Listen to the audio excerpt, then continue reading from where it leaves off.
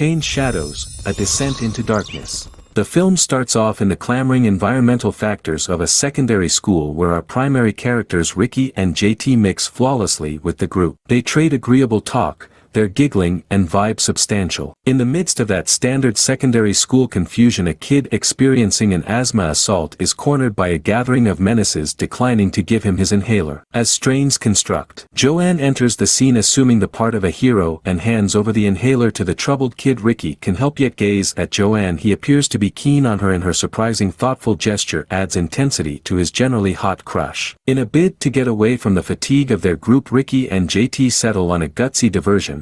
They find their direction into a foreboding hopeless emergency clinic, shockingly bereft of any human presence, lost in their universe of disobedience. They partake in their brews, participating in a foolish frenzy. The abandoned emergency clinic transforms into their jungle gym as they break Windows garbage hardware, make spray painting craftsmanship on the walls, and spread papers around in wild forsake. The experience heightens when JT leads Ricky into an underground entry, once a constrainment for the medical clinic's most hazardous and contaminated patients. The toys with Ricky's feelings of trepidation, surprising him, summoning an environment of dread. However, the panic turns strange at the point when a dark, threatening canine shows up out of the blue. Scarcely getting away from the canine, they coincidentally find a rusted entryway, driving them into a dull, frightening room. In the room they find a lady exposed and bound, her body hid under a sheet of plastic. Or swoon. Developments uncover she is alive. However, a warmed conflict follows while Ricky needs to free the lady in Armada. JT, enchanted by her excellence, proposes a well-thought-out plan to keep her as their sex slave.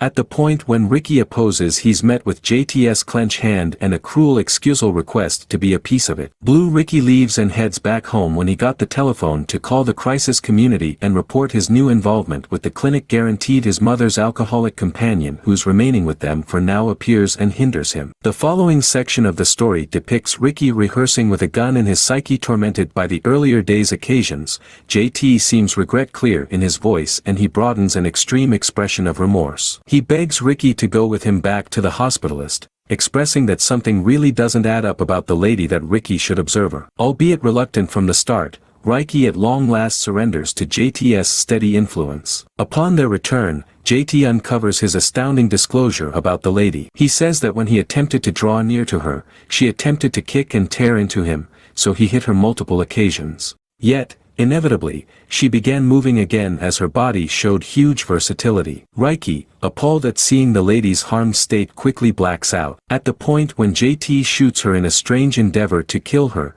he awakens to a significantly really startling sight. The lady, regardless of being shot, is as yet alive. JT admits his ineffective endeavors to kill her, adding one more layer of secret around the one who feels cold as death, yet stays alive. As the stunning reality occurs to them, Ricky proposes they forsake the spot and let the lady be. JT, nonetheless, has a definitely unique thought, craving to involve the person for his sexual joy, at first impervious to this horrifying suggestion. Ricky in the end submits to JT's influence, and they commitment to maintain this spooky mystery between them. As the story continues, we track down Ricky looking for the friendship of one more companion, Lila, to share a joint after school. Sadly, Wheeler as of now has plans, leaving Ricky to head home alone. Emil in Annapolis. Later, Ricky ends up lost in a fantasy highlighting Joanne, his crush at school. Similarly, as she inclines towards start a personal demonstration, her face transforms into that of the unusual lady from the medical clinic, or look infiltrating his very soul. Frightened alert,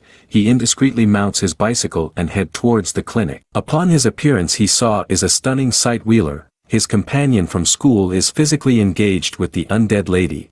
Regrettably, Ricky acknowledges JT had welcomed Wheeler to go along with them, carelessly breaking their settlement of mystery. Ricky is justifiably upset by the unusual scene, yet JT seems undeterred, neglecting to understand the seriousness of his activities. Distressed, Ricky leaves the emergency clinic, getting back with a bolt shaper to free the lady from her bonds. Nonetheless, when you've lifted her hands, she thrusts at him in a savage way. Ricky scarcely figures out how to get away from her grip, and JT and Wheeler go into the room. JT out of nowhere understands the lady's hands are free. Accordingly, She goes after the two, figuring out how to scratch them before they overwhelm and control her once more. This while Ricky, stowed away from view, unobtrusively withdraws his takeoff, indicated by a slight commotion. The disclosure of the bolt shaper on the floor affirms somebody's presence, incited JT to get down on an advance notice to Ricky, who he suspects to be the gatecrasher. JT's pursuit, in any case, is intruded on by the return of the threatening dark canine, driving him to quickly leave the pursuit and retreat. In the resulting occasions, the story once again introduces the asthmatic kid from the initial scene, who approaches Ricky in the storage space asking about Wheeler's whereabouts. You referenced Wheeler's commitment of a statement, astounding sight as a trade-off for $10, energizing Ricky's anxiety about their mystery being uncovered. Rick even meets and asks Wheeler what his arrangements are and where JT is. He's terrified that somebody will see JT hasn't been in class the entire week, yet Wheeler advises him to pay special attention to himself as Joanne's beau has been watching him intently.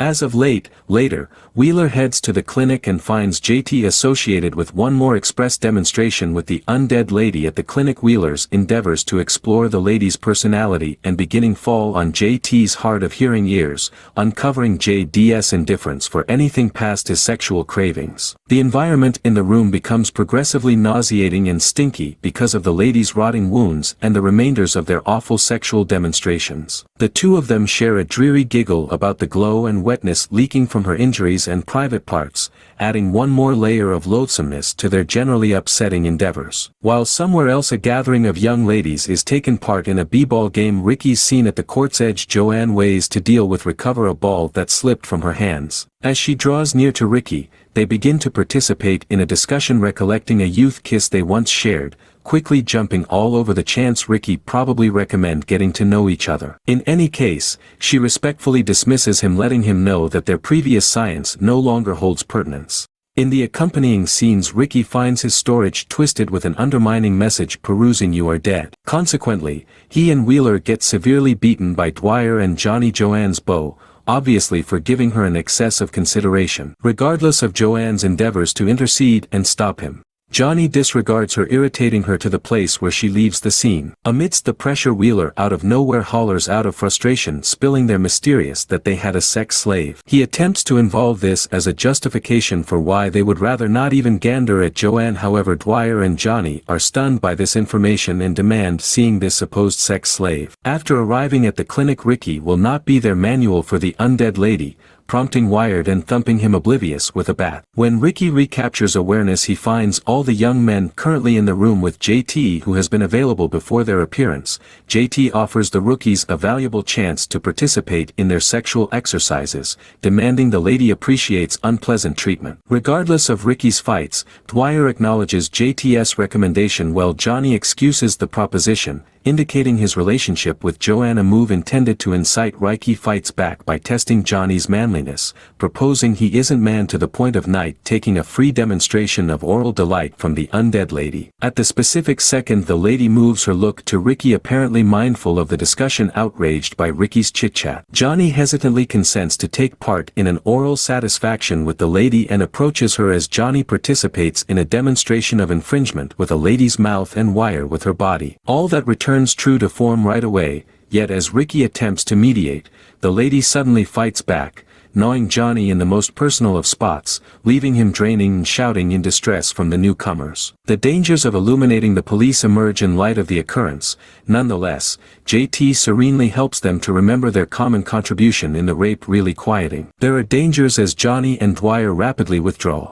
JT communicates his indignation towards Wheeler and Ricky for their imprudent explosions that prompted this entire circumstance. Sometime thereafter, Ricky searches out Joanne to make sense of the approaching reports she's probably going to catch wind of the day's occasions. He attempts to uncover Johnny's absence of authentic friendship for her, yet is excused as she fears being seen with him. In wild, JT's hold at the forefront of his thoughts has all the earmarks of being releasing, as he seldom leaves the clinic. In a creepy scene, he's found applying lipstick to the undead lady, attracting hazardously near her in spite of the gamble of her fierce reaction. All of a sudden the recognizable dark canine shows up, menacingly snarling at JT. As the canine leaves at JT, the lady responds naturally, quickly, and in the canine's existence with a horrendous nibble.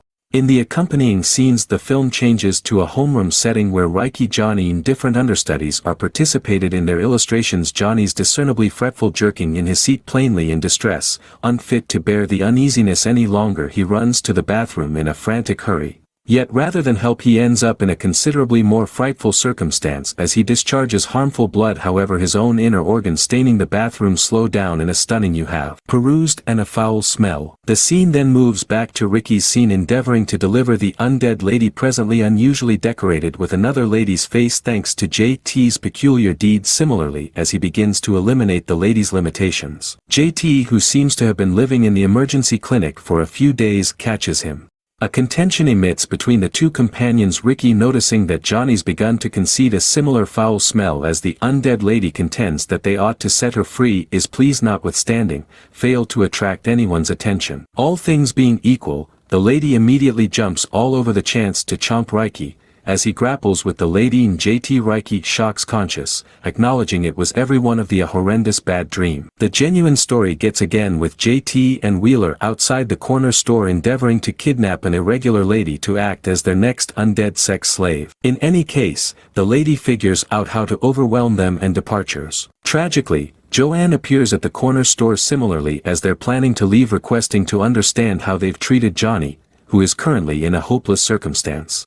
Rather than clarifying, JT offers for show her in the following scene. Riki's scene going into a room currently strangely enhanced with pixie lights conveying an enormous edge. He finds the undead lady limited, her options extended over her head. Similarly, as he raises the cutting edge to free her, he hears a delicate cry. The sound it diverts out comes from Joanne, who's additionally bound and blindfolded behind the undead lady. Stunned to find her there, Riki hurries to free her. Nonetheless, JT mediates, proposing to make a multitude of undead ladies. JT attempts to persuade Riki that this way he can have Joanne all to himself. Riki, notwithstanding, emphatically dismisses the thought. As the contention heightens, Wheeler starts to improperly contact Joanne, overlooking alerts from both JT and Riki. This makes Riki see red, and in a quick movement that he removes Wheeler's irritating arm. In the following disarray, Joanne subtly starts to fix the undead lady's limitations when she's free. The undead lady rushes at Wheeler, brutally gnawing his previously draining body, denoting an emotional turn in the story.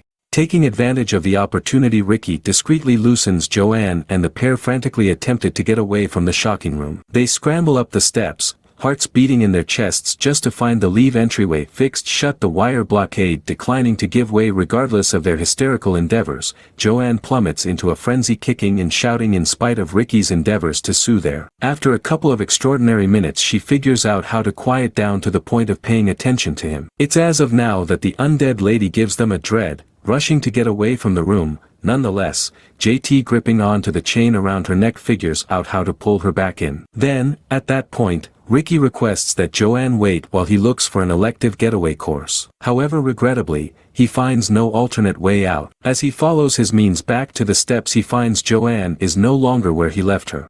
Loaded up with fear, he runs back to the room just to find the undead lady amidst tearing JT's lips off. Dread deadens Riki as the lady turns her consideration towards him and starts to charge. He sees his life flew away with a sense of finality, yet shockingly the lady cares very little about it.